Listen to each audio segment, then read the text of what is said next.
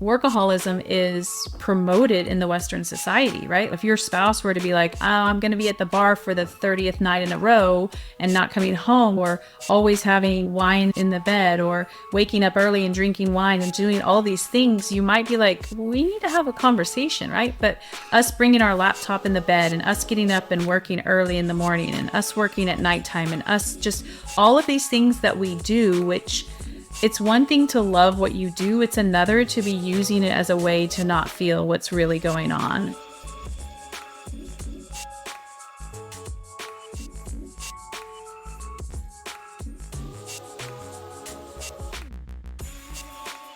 What's up, y'all? This is Ian with the After Life Insurance Podcast. And today I have a very special guest, Erin Gray. Erin is a compassionate financial mentor and guide, and the host of Generate a Life Well Lived podcast. I've really enjoyed going back and listening to some of the episodes that she's done over the last few months, and getting to know her through her podcast has been really cool. And also just getting to connect with her in person. And I'm really happy that she's been so gracious with her time today and has elected to spend some time with us. So Erin, thank you very much for coming on. And yeah, to start off with, I'd really love to get into your story and for you to be able to take us on a little journey of where you came from and the life that you once lived and to where you are now, because I know there's been some pretty big shifts for you over that period of time. So I'd love to get into that.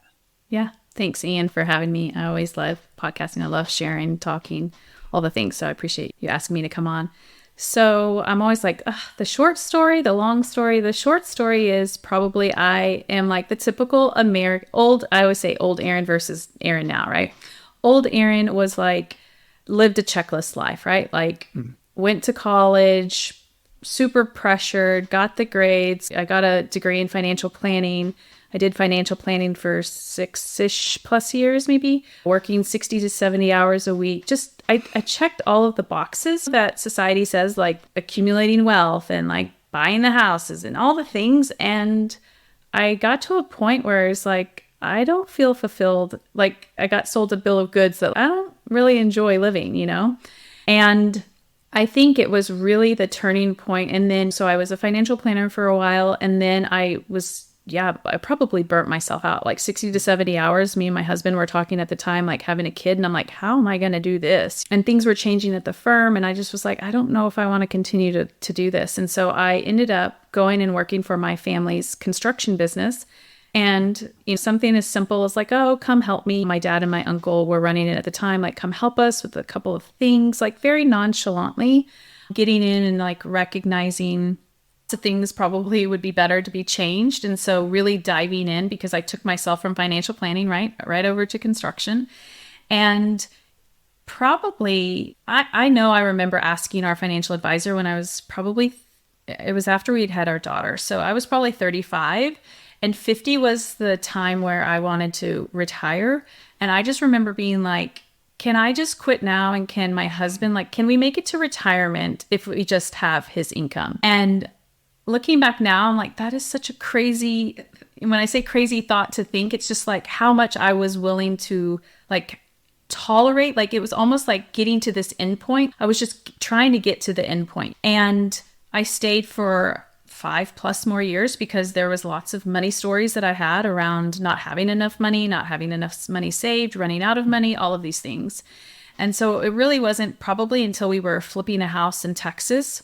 That's when I had a panic attack. And even though we were like making money and the money was fine and all of that kind of stuff, in my body, it did not feel that way. And so that's when I really got serious about like, I think I need some support with this because this is much bigger than what I thought it was. And I don't want to live the rest of my life in this way of feeling such intense fear in my body over money. Yeah, and I think that's a reoccurring theme that I think a lot of people have experienced, partially due to our culture and a lot of our upbringing. And like you said, you checked all the boxes, you did everything you needed to do, and you got to where you thought you were supposed to be. And yet you still continue to have this feeling in your body and just didn't feel settled.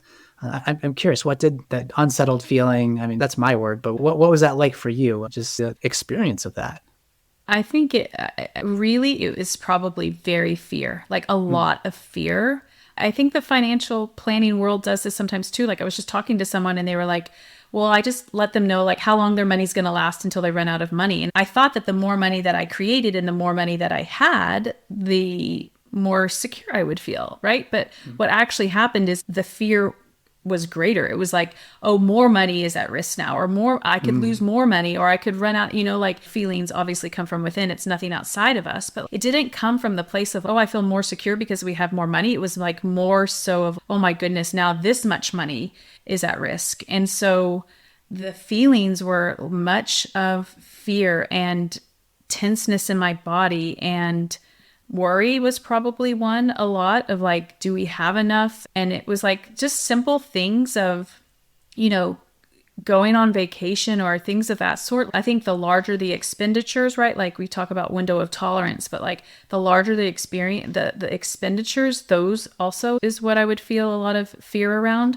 And I just thought that the answer was, well, then you just have more money or you just make more money. But obviously that didn't prove to be true, because the more that we accumulated or invested or whatever, it didn't solve the problem. So yeah, in my body, it was probably a lot of worry a lot of the time. Yeah.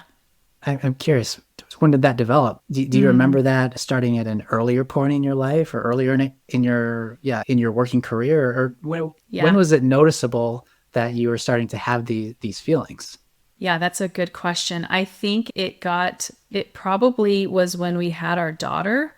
I think I had always been conscious about like, okay, we need to save. And I was always looking towards what number are we getting towards, or investing in things of that sort. But it probably, I don't want to say that was like the triggering point or the flip that switched, but that probably was around that time. And I think also now reflecting back, I did experience money trauma, and I don't think that is talked a lot about or people understand what that is. I remember taking the ACE test, and I don't know which way it scores, low or high, which one it is, but like I didn't have a lot of the symptoms, right? I didn't have a lot of those things on the ACE test, but the ACE test doesn't account for anything in financial. And looking back now, I understand and I see there were parts of my life as a child that they were very impactful for me. And I think what I did was, I remember I asked my mom the other day, I was like, when did I start working? She was like, around age 12. And I was like, why was I working at age 12? And she was like, to have money. And so I think that there were some pivotal moments for me growing up, that things occurred that whether they were said or not, my body received these messages. And sometimes we can look at it and we can be like, okay, so I've talked to my brother about this. And he went to the point of, I'm just going to make all the money. And I went to, I'm going to hoard all my money. And so it's just like how it shows up differently. And so I think probably for me, it was having my kid, and probably this was all a subconscious, right? Unconscious thing that was happening that I wasn't even aware of. So you mentioned the ACE test, and I'm not familiar with that. Can you tell me what specifically that test is for? It typically is like what kind of traumas that we've had. And it really focuses more so on like physical or sexual things that have happened. And it's a test that providers might use to kind of gauge where is your sensitivities, for lack of a better word. And I was searching for I definitely was searching for answers, because I'm like, something is off. I didn't have this language back then, but in my body, something is off, right? I don't feel at ease. I don't feel calm. And I Googled that, and like from the outside looking in, okay, you've had a air quotes good childhood, right? Your parents were married and you weren't ever evicted and all of these things. That's like, okay, but there's so much more to what happens in our childhood that isn't on that test that they account for. And I didn't know it at the time. And as I've understood and taken some courses on money trauma, like how much money trauma is something that isn't really discussed with the general public, And I think that's a really good avenue to go down. How do you describe money trauma? I don't know if you're familiar with Gabor Mate, but they talk about like trauma isn't necessarily the event, right? It's what happens after the event. And so there can be what they call big T traumas. Maybe your parents did lose their job and you did get evicted, right? That is a very pivotal moment, a big T, what they call T trauma.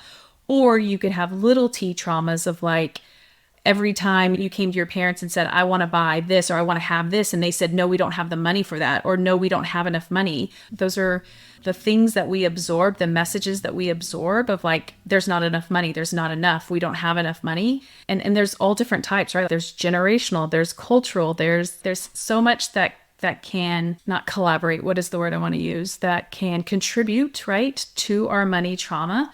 And so it's really the aftermath, like things happen, and then how have we been able to respond to the situations that have occurred?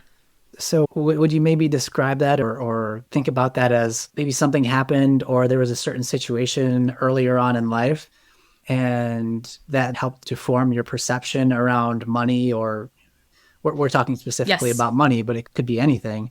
And then the actual circumstances in your life change, but that old perception is maintained. And there then creates a conflict in the reality of the situation you're in and that old perception and how you're continuing to behave respective to your new circumstance. Is that like... Yeah, absolutely. That's exactly. Yeah.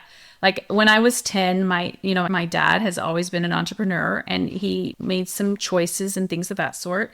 And I recognize now that what he taught me, what he was trying to show me, was coming from an empowering place from him, right? He was trying to teach me that, listen, when we make certain choices, then this is what happens. I truly believe he was trying to empower me and teach me about money. And the message that I received was money is very serious. It is not something to be messed with. Like, it is a big deal.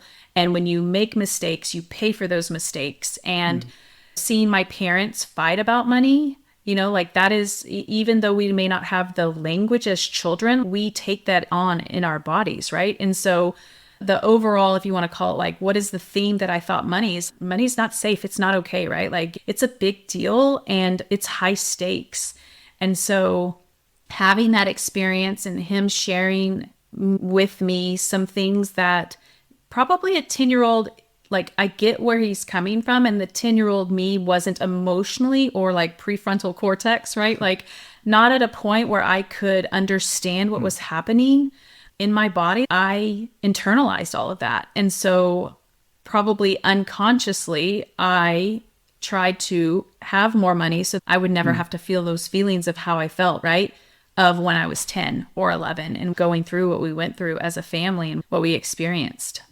Oh, it seems like having more money, it was like a safety mechanism or tied in with your sense of security. Absolutely.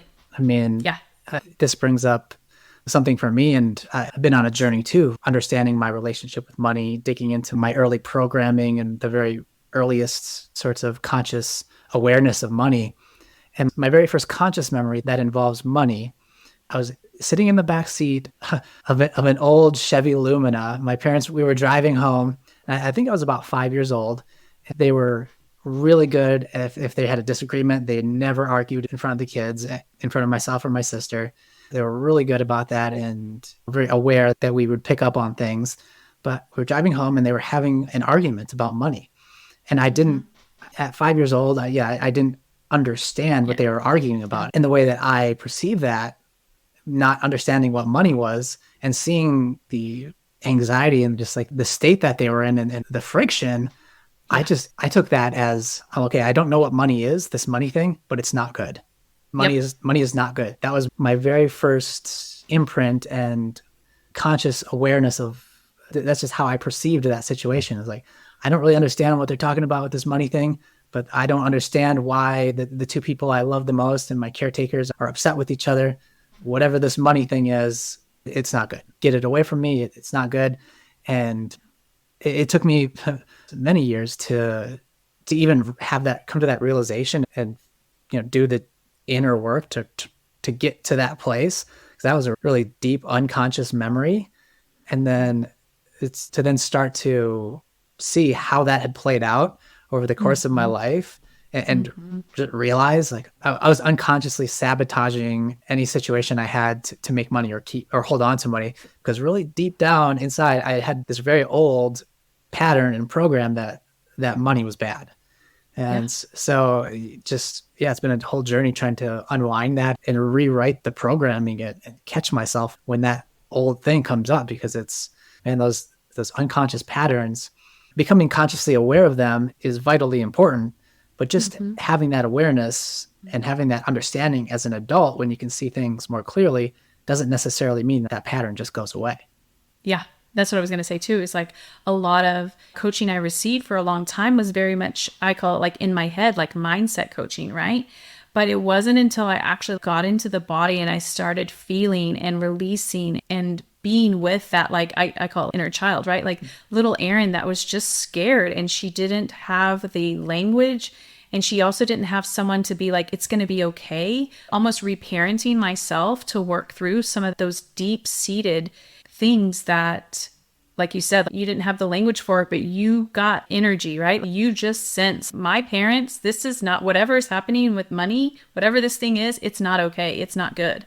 And so until we can look at that, it will keep showing up for us. This is the thing I think is really important to say. We don't do this intentionally, right? Having money and then spending it as quickly as possible. Or for me, it was like I was hoarding my money to the point of almost restriction of not even living in the present because I was so concerned about the future. And when we don't do this, wake up and be like, this is what I'm going to do, right? Like this isn't an intentional thing. This is what happens that runs in the background because what our body, our subconscious is feeling. Yeah, and I think the really important point to make is that there's the mind aspect of it and there's the physiological aspect of it, which is Joe Dispenza says thoughts are the language of the mind and emotions are the language of the body. So they're like that communication is always there. And I think when you go to swipe your card to pay for an expensive meal, or when you make a big purchase, or when you do something with your money that's maybe out of your comfort zone, things will come up and there'll be a somatic experience. I think just our culture and it is part of it, but there's almost a lack of acknowledgement of these physiological emotional responses that come up. And I believe those are really important moments, being able to be aware of our bodies and our physiology and to notice like, oh, I'm having a physiological reaction here. Okay, what's that tied to? Because that's the language of my body is connected to something in my head. Where's the translation here? What is this translating to? What is causing this? Where's this coming from? Yeah. I think also, and I haven't said this, and I was like, ooh, this is really good, because I think like workaholism is a thing, right? I think we all have our different vices, and workaholism is promoted in the Western society, right? If your spouse were to be like, oh, I'm going to be at the bar for the 30th night in a row and not coming home, or always having wine in the bed, or waking up early and drinking wine and doing all these things, you might be like, we need to have a conversation, right? But us bringing our laptop in the bed and us getting up and working early in the morning and us working at nighttime and us just all of these things that we do, which it's one thing to love what you do. It's another to be using it as a way to not feel what's really going on. And I think when I started to take the time off and when I didn't have work to cover up, right? I had already recognized this was a thing, but it really came to the surface when I wasn't making any money, when I was using our money, like all of those deep-seated feelings that I had been repressing from working, because I think it also gives you the dopamine hit, right? You're able to make money and you're able to save and you're contributing to society and all of this ego stuff that it does for us. That's when it really like shit hit the fan, for lack of a better word, of like, I really got to see, oh, wow, my money story runs really deep.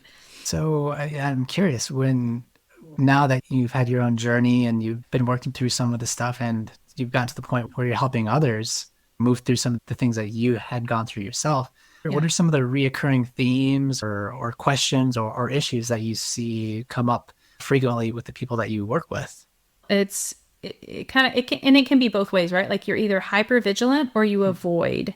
That is going back to your physiological response. That's your body's way of trying to protect you. So if you think about like how the brain works, how the body works, like if we have that snapshot in that time and that memory, right? And so it's like, oh, this isn't good, let me check out kind of thing. And so here we go back to, we're not doing this on purpose, right? But when we avoid things, when we overspend, or when we hoard, or where we're saving too much and we're always thinking about the future and we're trying to plan for that, I see a lot of avoiding or being super hyper vigilant around the money and not from a business standpoint, I would say not tending to the things that part of being a business owner requires. And that doesn't come from a place of, I don't want to, I don't care, I'm lazy. Like I had a client the other day say, I'm so lazy. It's like, you're not lazy. This is your body showing you there's some tender things here. What if we were to actually look at that from a place of curiosity and love? What do you need in this moment versus put your big girl panties on and just go do the thing, right? And so it shows up in those types of ways of not sitting down and looking at your statements, not contacting your CPA when it's time to contact your CPA. It's almost the resistance, but not from a purposeful place. It's coming from that protection of, some unresolved feelings that we haven't addressed yet. Dealing with unconscious patterning is kind of what I'm hearing you say. And that's either on one end of the spectrum, that's hypervigilance. So for example, if you're invested in the stock market, checking your account multiple times a day, or on the other end of the spectrum, never looking at it and hoping for the best. And I think like with most things in life, pretty much everything in life, the sweet spot is in the middle, having a healthy balance of awareness and healthy detachment, I'll say. Absolutely. Like you said, it's in the middle. I always say, like, where is the middle, right? We want to know about our investments. We want to know about our money. We care about where we use and circulate our money, but not to the point of like where we're so obsessed about it, and also where we're just completely avoidant. And then 3 months go down and you haven't looked at anything, haven't balanced anything of that sort. So it's like, where's the happy medium? And I will say also what's important is like this, and the Western society is so big on like making huge changes and quantum leaping and all of that kind of stuff, right? And I really want to say to those of you watching and listening, it's okay for this to be just like little baby steps, right? If you think about what your nervous system can handle, sometimes all that it can handle is I'm just going to sit down and I'm just going to look at my bank account. Sometimes it's even like I'm just going to think about my bank account and I'm going to see what I feel like in my body, It makes me teary because I feel like we have put so much pressure on ourselves to evolve and grow and get to that point. And it's like, you have to think about, how is your body feeling? And they talk about window of tolerance, right? If like we have this tolerance of what feels comfortable for our bodies. And when we get outside that tolerance, it feels uneasy, right? So we want to get back to it. And it's okay that we do want to push that window just a little bit, right? But not to the point where we just completely shut down our nervous system and it takes us weeks or months to recover from something that we've done. I think that's so important, talking about balance. And there's a saying that no growth happens inside of your comfort zone. And to what you were saying, we've developed a culture of bigger, faster, stronger, go, go, go, and making, as you said, quantum leaps, like trying to get to the finish line as fast as you can. In my previous vocation, I was helping to facilitate a lot of plant medicine ceremonies. And it's a very different context, but I would see similar thing as to what you were describing. People would have like a big awakening or a big realization or a big shift in their consciousness. And I think partially due to our cultural programming, it's like, okay, I'm going to make all these big changes in my life and things are just going to be different. And it's going to just happen like that. And I'm really glad that you brought up the fact that our nervous system needs time to adjust. I would see people, and quite frankly, this is something that I experienced myself. Like, have this big realization, I need to do this thing. I would take a gigantic leap and it would be so uncomfortable. And I just was not prepared for it. I hadn't taken time to really, to lay the groundwork to be able to make that leap, to have a solid foundation. And it was just like, I would slingshot back and almost regress sometimes. And it was like that aggressive approach to personal development and growth is almost in a way of lacking self-compassion. I was just about to say, it's not very loving or nourishing to ourselves or our bodies, right? Yeah. I experienced it myself. I saw it in other people, and over time it just sunk in. Like, no, this is a baby steps, as you said. This is a one step at a time kind of a situation. And what can we do to make progress that's sustainable and progress that's not too much too soon, that's going to just bring us back to even regress us to a certain degree. And I'm curious to what your thoughts are around the rate of of personal development, let's just say. Yeah. I think also too, because anything that we're wanting to have in our life, I always say it's for a feeling, right? Like anytime we want more money, or anytime we want more time, or anytime we want our business to look a certain way, or get married or have kids, whatever it is, right? It's for a feeling. And when I actually realize that I can have that feeling right now, today, and there's probably already something in my life that I already have that feeling for, then there's no rush, right? And I'm not saying, oh, personal growth, who cares, whatever. And also, like, there's never going to be a finish line. There doesn't need to be a rush, right? I think that's when you asked me at the very beginning, what was old Erin like? I was in a rush to get somewhere, which I don't know where that was, like to retire, to have fun. It's like, well, let's just start having fun now, you know? And so I think I am an advocate of like slower growth, because you have to think about the person that has the thing that you want, meaning you in that version of yourself. Have you already become that like you've got to become that person already. That's when the thing comes, right? And so if we're rushing, we have to ask ourselves, why are we rushing? What is this? What am I chasing? What do I think I'm going to feel in order to have the thing? And where do you have that right now? And then it gets to be, I just want to do the thing because I want to just see what I'm capable of, versus making it mean something about you or what you're capable of or anything of that sort. It's just like, we're just doing stuff and seeing what happens for the fun of it, versus high stakes, high pressure. And we live in that type of society, right? And we've been sold that like, when you get to XYZ, this is going to bring you, but we know that's not true, because there's lots of people that have exactly what you want right now and they don't have that feeling.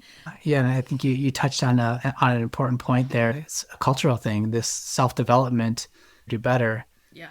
That's a very kind of yang energy. That's very action-oriented, doing. Yep.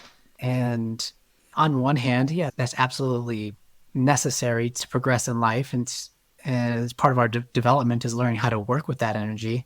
And on the other hand, where does the acceptance and allowance part just come in, where we can just say, you know what, this is how I am. Like right now, this is where I'm at, and I'm not going to do anything about it. I'm not going to take any action. I'm just going to sit with this. And I think not having that time to sit in meditation, I think meditation is a good way to connect with that energy. Till we find a balance there, unless you spend some time in that state of just being and noticing and allowing and accepting, you don't know the right actions to take.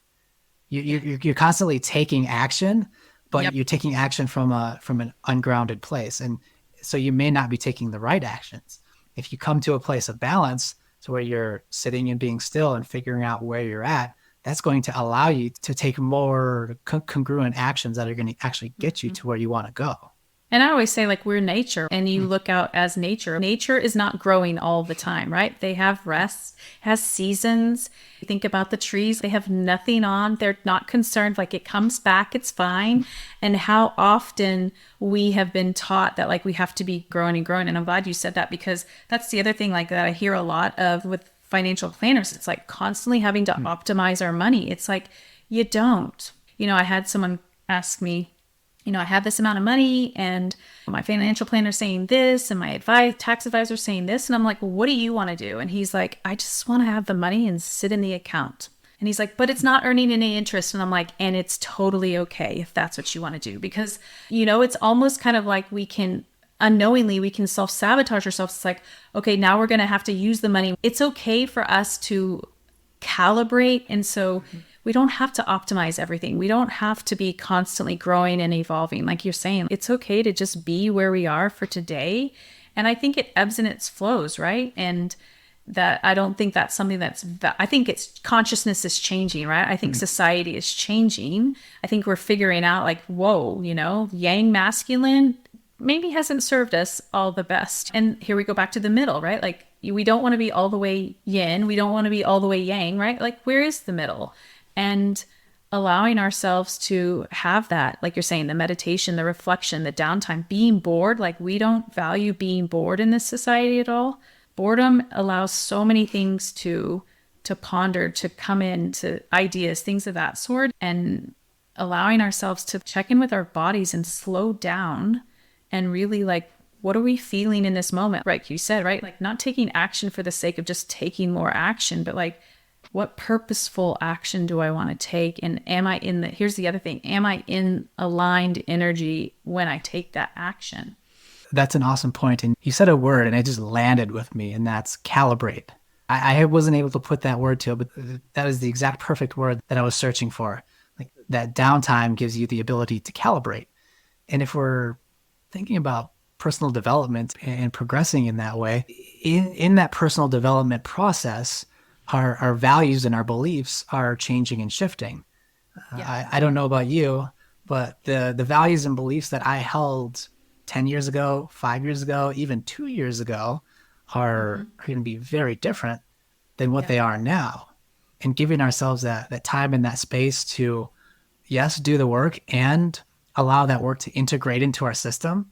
And so we can recalibrate. And so these new values and beliefs can come on board. And then, as you said, take the intentional action that's in alignment with our new values and beliefs. That's the sweet spot right in between, where we really make the not just making progress to make progress, but making progress that's meaningful to us in our constantly evolving sense of self. That's an always changing, always evolving, constant work in progress. Yeah.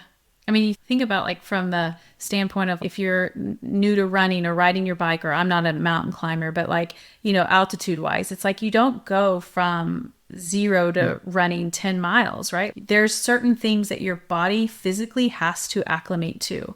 And I mean, I guess you could go from 0 to running 10 miles and you'll probably wear your ass out. You'll be in the bed or you'll be wrecked for a couple of days. You know what I mean? Like it's not very loving and nourishing to your body. And it's the same thing with personal growth. And, I think you said, what do we value, right? Like asking ourselves some of these questions of like, why do we value speed? Where did that even come from? And what do we sometimes maybe, I don't want to say miss out on, but what do we not pay attention to when we're rushing, when we're trying to get to that place? And really, I mean, we really just have today, right? This present moment right here, and then the next present moment and the next. The future truly doesn't exist. And what are we rushing to? I would encourage people to think or ponder, what are the feelings that I'm trying to, like if I evolve to where I want to be, what am I going to feel? And like, how do you feel that? How can you feel that right now? I always ask clients, but how does that make you feel in your body, right? Like if you were to say, Ian, okay, I've got to evolve and grow. And this, it's like, I feel that in my chest right now for you, And so it's like, how are we feeling in our bodies? Because that's ultimately what we're going for, right? Like is the calm, the peace, I don't want to say neutrality, but just calm, peaceful is what comes to mind, right? Like that feels good, feeling pressured, intense, and hurried does not feel good in my body. Yeah. The word that comes up for me is equanimity from like Buddhism, looking for that place of equanimity. And I'm curious about the somatic practice or getting in touch with how our body is feeling, because quite frankly, again, we keep circling back to our culture and how our culture has created programs and systems and situations that maybe encourage us to not pay attention or not honor the feelings that are present in our body. So I'm curious as to what practices you might have or what different techniques you might use to encourage and foster the like reconnection with the emotional states within us and the feeling of our bodies. Yeah. And I always say to everyone, it's like play with all of these ideas, right? Old Erin didn't even know what it felt like to be in our body. Like she started with a timer on her phone, and every, couple of hours it would go off and I'd be like, how am I breathing? What is my breath like? How do I feel in my body right now? Are my shoulders up to my ears, or am I tense, or what, asking myself some questions and paying attention to that. And always for me, and for what I found with other people too, it's like being in nature, right? How much are you on your phone? How much are you on your laptop or your desktop? Are you getting up during, after every hour and maybe going to the bathroom and giving yourself some water, your favorite drink, and breath work and meditation and tapping, like emotional freedom technique, and just sitting and watching nature. And I always say you always have your breath. I think also too, like playing. What are the things that you used to do as a kid that you loved? reconnecting with that little kid inside of you. Like, how did you like to play? And so there's a lot for me. I think here we go back to balance, right? There's the balance of, for me, playing, I like to do a lot of activities in terms of riding my bike or working out or hiking or kayaking. And also there's the point of just being still, right? There's just sometimes I sit on the couch and I just look out the window and I'm just present with myself.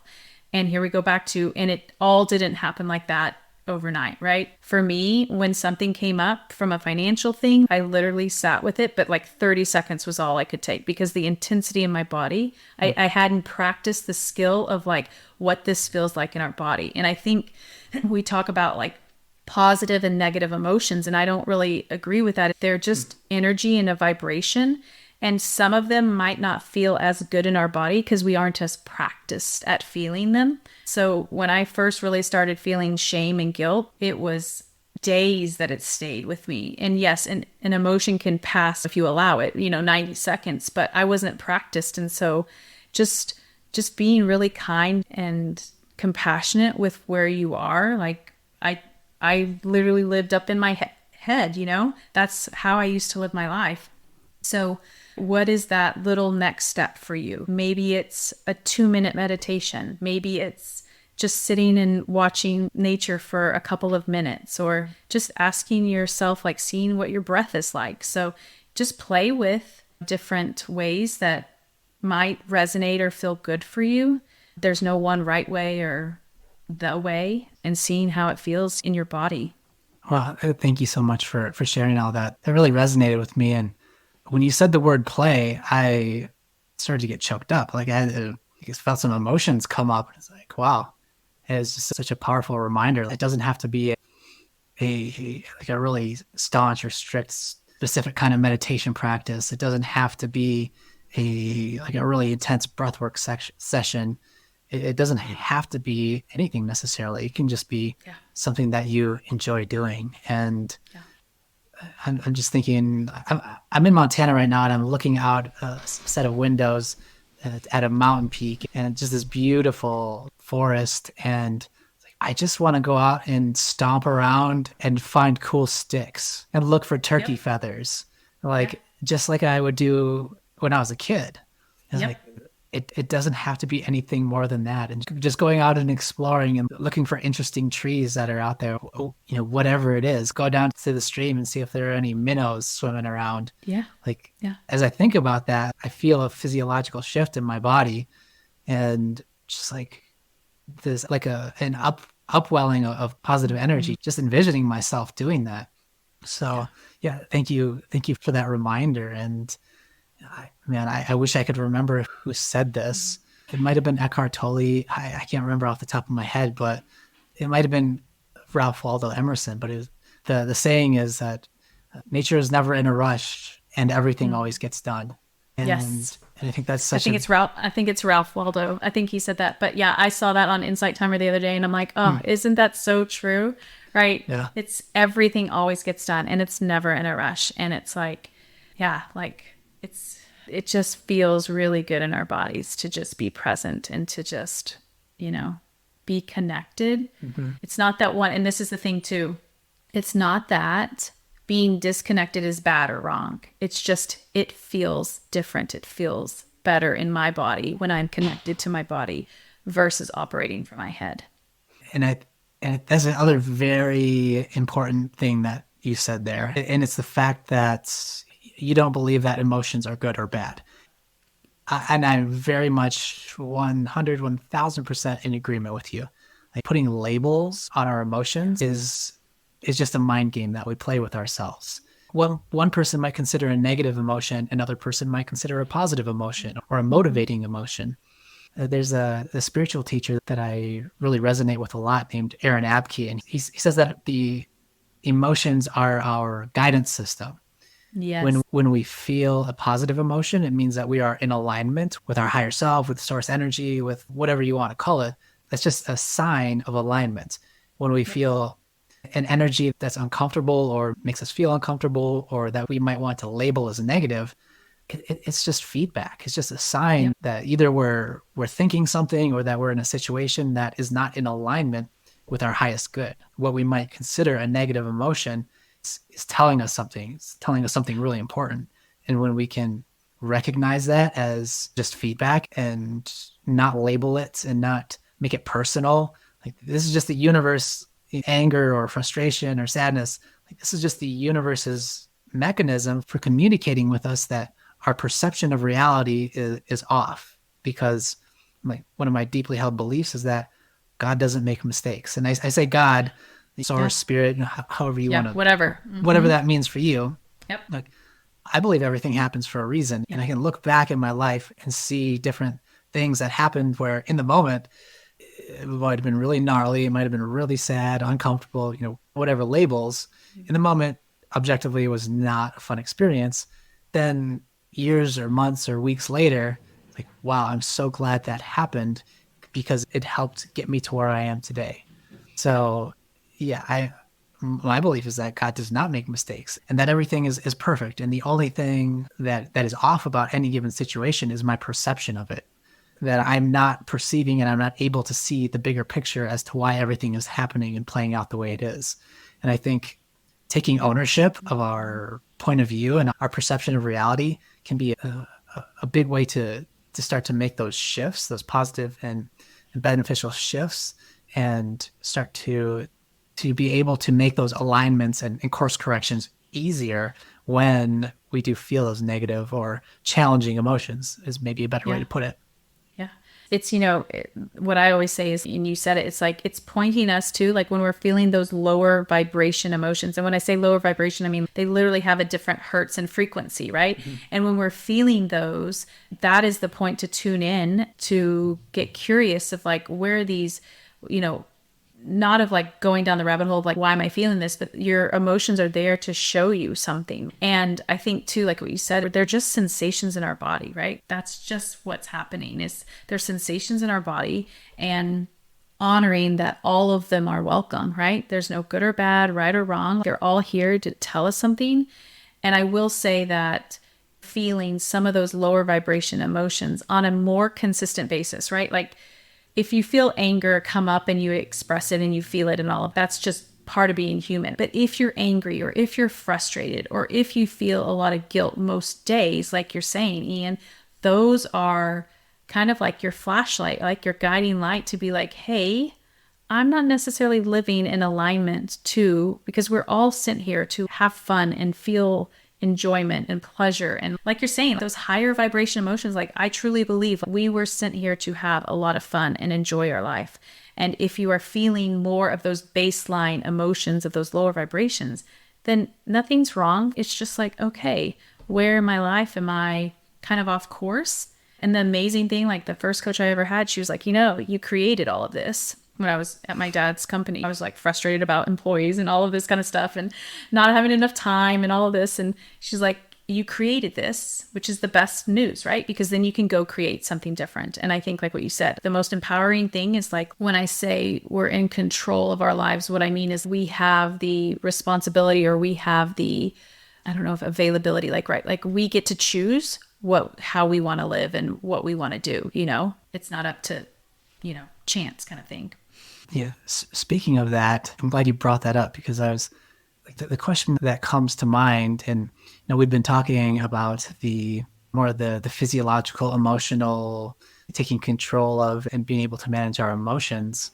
From your perspective in the coaching that you do, specifically around finances, my perception of it is, and being on a spiritual path and in a spiritual community and having a lot of people in my circle kind of also on a spiritual path, something I observed in myself and in the people around me is that there was less of a focus and less energy being put towards developing a kind of a more balanced relationship with money. So I'm curious as to, in your experience with working with people, when people start to bring more of a focus to and put more energy into developing a healthier relationship with money, or a more balanced relationship with money, a relationship that provides them with maybe more material abundance and less feelings of scarcity.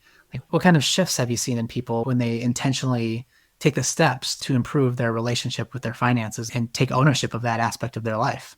I probably would say it's interesting because you were saying, you have been more in the spiritual world, and I've probably come more from the 3D world. So I wouldn't say most, maybe most of my clients are that 3D where they have the abundance. They physically like more than enough, but they're able to have more fun. They're able to chill out a little bit. They actually are connecting to their bodies, and it isn't all about dollars all the time, And I think that is what really shifts, because I think and also the worthiness, how much of that is tied up, like net worth and worthiness, that gets to be detached. They see where deservedness, that becomes detached. Of like, you get to have things just because you want them. You don't have to earn them. We talked about playing. They play more. They are enjoying their abundance versus that's there and I'm stressed about it. That's more so of kind of what, and I'm starting now more so spiritual people. And what I'm noticing is that they do feel empowered. I think that they do see that, oh, I can do this. It isn't this huge monstrous thing that like I can't understand. They do see and find that they, just like anybody else, right? They are capable. They are able to understand this stuff, and it doesn't have to be complex. And I think empowered is probably a really good word to use in both ways, right? People that are coming from the 5D or the spiritual, they're more empowered in looking at their money and doing that kind of thing. And then from the people that are coming from the 3D, like how Erin used to be, empowered in the sense of they aren't giving their power away to money anymore. They're choosing to do things from the sake of wanting to do it versus having to, meet certain expectations or things of that sort. It's an interesting place to be, kind of a melting pot of having people coming from both directions. And yet again, circling all the way back to thinking about that very first memory that I had of money, that created so much tension and just conflict in my life, because the thing that I was always trying to get was the thing that I thought was bad and or believed. Not, I didn't think it was bad. I believed in a very deep way that there was something wrong with that. And part of my mission and my goal is to, I think, in a similar way as to what you're doing, helping to bridge those two people from different ends of the spectrum and show people that, particularly from the community that I came from, that, money is not only is money not bad, once you hit a certain point of your it's spiritual, a lot of fun. Once you hit I'm like, it's a lot of fun. Yeah, it is. And once you hit a certain point in your spiritual development, if you completely disregard money and what it is and the energy of it, like you kind of hit a plateau, you hit a ceiling. And until you acknowledge it and balance it and really honor the material aspect of this life and find balance with that and have a harmonious relationship with money, like that is a requirement for you to continue to develop spiritually. And they're not opposing, not whatsoever. You can have both. And when you do start to develop both and have a balance, both of those, the material and the spiritual aspect of your life, start to grow together in harmony in ways that you will have never imagined before. So as you were saying that, I was thinking of it from the other coming from the other way, and just in very much in agreement with you. Like, those two aspects of our life they're not competing with each other, and there is a way to balance and blend them and get them to work synergistically.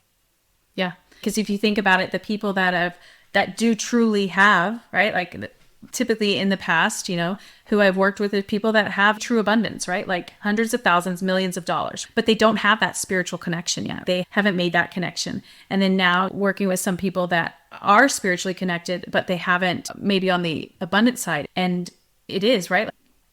We live on the material plane. We live on a 3D world. We're meant to have fun and have money. So if you're more on the spiritual side and you're working, it's amazing to be spiritual, but it's not fun to not go do the things you want to do, right? Money allows us to do that. And also, if you're over here and you have all the money, but you're not enjoying your life and you aren't connected to yourself, what's all the money for anyways if we're not enjoying ourselves? So it's both ways, is a marriage and a blend. And like you say, they're not, is exclusive the word? Like, they aren't separate, right? They work together. And I always say, like, the world could use more people that love what they do, make a lot of money, and circulate it. We could use more people that have a really good relationship with money and have fun with it and are living a life well lived, right? Like having fun. That's what we're here for. I always say nobody finishes the finish line and gets an award for who struggled the most, right? Like we can drop that whole thing and just have some fun, and let's generate and have a lot of money and give a lot of money and share a lot of money and all of the things. That's very beautiful. And you mentioned something earlier that the energy on the earth is changing. Something is going on. And I think anybody who's going to be watching or viewing this is going to very likely be in agreement with that, because things are shifting and changing in our external world and in our internal world as well. You know, as we start to wrap things up here, I'm curious as to maybe not predictions, but where do you think things might be moving, or what kind of an energetic world do you believe that we're moving into, or what would you like to see? Oh, okay. That's probably better. I'm like, oh, I not even make predictions, right? I do believe, like, I do believe in humanity. I think sometimes in the spiritual world, we can focus on all of the stuff that's not going right or whatever.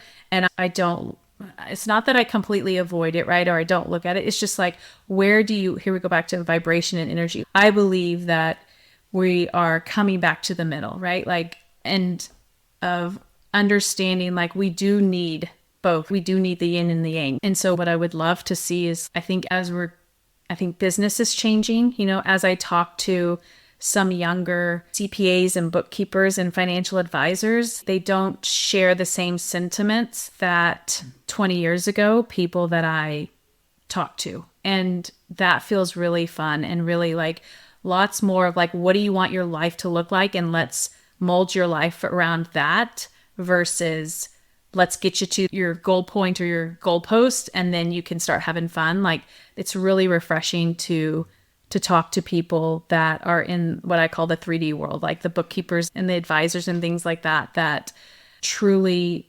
that's the other thing. They're even starting to, and are building their practices around the life that they want, which that's super fun to see, because I'm sure we've all talked to plenty of CPAs that are stressed and don't have time and all of that. And it's fun to start connecting with advisors that are like, no, I want to be able to be with my kids. I want to be able to travel more. I want to be able to do that. So I have high hopes for humanity and the world and earth. And I think that, and it all starts with each of us, right? I think sometimes we can be so outwardly focused on like all of these things need to change, but what we can control and what we can do is all within us. And how can we be more, when I say be more light, right? Like be more vibrant, have more fun, love our life, be in a higher vibration, being in more alignment with what we're here and what we're doing. And yeah, I mean, that's what I would love to see. And that's the intention that I'm holding. That's beautiful. And I concur 110%. That's such a beautiful sentiment. It's refreshing and really good to hear that you're connecting with people who are coming up in the financial services industry, who have a different approach and are living in a way that's in alignment with what they're trying to provide for their clients. Super cool. Thank you for sharing that. And I'm really grateful to have had this time to connect and have this conversation.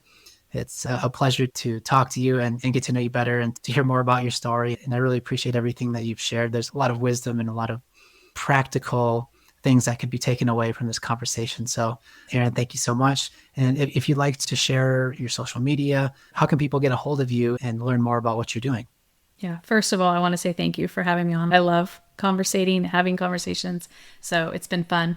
They can go to my website at generatealifewelllived.com, or I'm on Instagram when it feels fun and enjoyable at the Erin Gray. Awesome. Well, thank you so much, Erin. It's been a pleasure. And yeah, we'll be in touch. And for everybody who's watching and listening, take care and be well.